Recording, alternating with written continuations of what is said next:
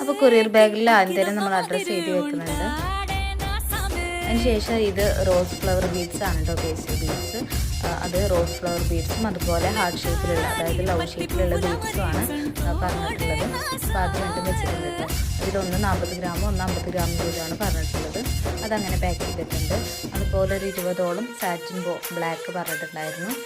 പിന്നെ wire band 50 piece wire ബാൻഡും പറഞ്ഞിട്ടുണ്ടായിരുന്നു കേട്ടോ. അപ്പോൾ അതെല്ലാം ഞാൻ എണ്ണയിട്ട് വെച്ചിട്ടുണ്ട്. എന്നാലും നമ്മൾ പാക്ക് ചെയ്യുന്ന സമയത്ത് ഒന്നും കൂടി എണ്ണ കേട്ടോ. അപ്പോൾ ഈ സാറ്റിൻ ബോയിൽ നമുക്ക് മെറ്റൽ ബോ പുറത്തേക്ക് തള്ളിയിട്ട് നിൽക്കാറുണ്ട് കേട്ടോ. അപ്പോൾ ഇങ്ങനെ ഈ പാക്ക് ചെയ്യുന്നതിൻ്റെ ഇടയിലും അങ്ങനെ ഒന്നും ഉണ്ടായിരുന്നു. അപ്പോൾ അതിനാണ് ഇങ്ങനെ റെഡിയാക്കിയിട്ടുള്ളത്. വേറൊരു വീഡിയോ ആയിട്ട്, ഷോർട്ട് വീഡിയോ ആയിട്ട് ചെയ്യാം കേട്ടോ.